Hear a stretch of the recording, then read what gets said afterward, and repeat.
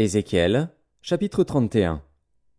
La 11e année, le premier jour du 3e mois, la parole de l'Éternel me fut adressée en ces mots.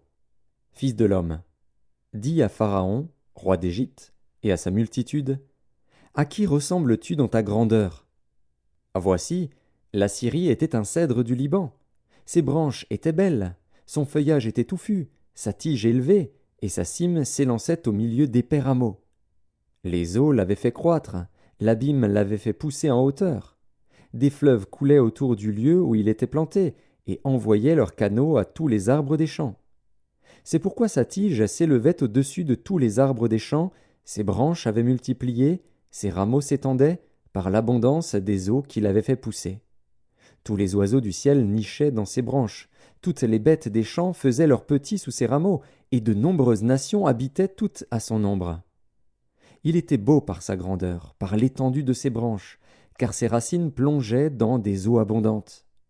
Les cèdres du jardin de Dieu ne le surpassaient point, les cyprès n'égalaient point ses branches, et les platanes n'étaient point comme ses rameaux. Aucun arbre du jardin de Dieu ne lui était comparable en beauté. Je l'avais embelli par la multitude de ses branches, et tous les arbres d'Éden, dans le jardin de Dieu, lui portaient envie. C'est pourquoi ainsi parle le Seigneur, l'Éternel. Parce qu'il avait une tige élevée, parce qu'il lançait sa cime au milieu d'épais rameaux, et que son cœur était fier de sa hauteur, je l'ai livré entre les mains du héros des nations, qui le traitera selon sa méchanceté. Je l'ai chassé. Des étrangers, les plus violents des peuples, l'ont abattu et rejeté. Ses branches sont tombées dans les montagnes et dans toutes les vallées. Ses rameaux se sont brisés dans tous les ravins du pays. Et tous les peuples de la terre se sont retirés de son ombre, et l'ont abandonné.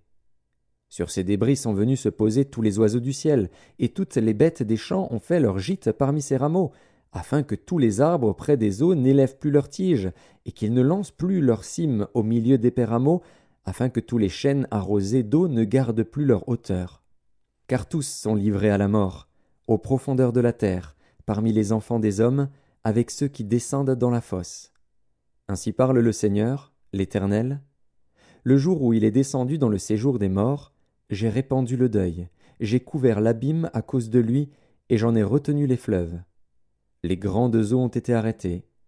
J'ai rendu le Liban triste à cause de lui, et tous les arbres des champs ont été desséchés.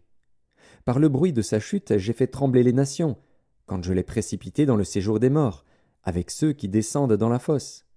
Tous les arbres d'Éden ont été consolés dans les profondeurs de la terre, les plus beaux et les meilleurs du Liban, tous arrosés par les eaux. Eux aussi sont descendus avec lui dans le séjour des morts, vers ceux qui ont péri par l'épée. Ils étaient son bras et ils habitaient à son ombre parmi les nations. À qui ressembles-tu ainsi en gloire et en grandeur parmi les arbres d'Éden? Tu seras précipité avec les arbres d'Éden dans les profondeurs de la terre. Tu seras couché au milieu des incirconcis avec ceux qui ont péri par l'épée. Voilà Pharaon et toute sa multitude, dit le Seigneur, l'Éternel.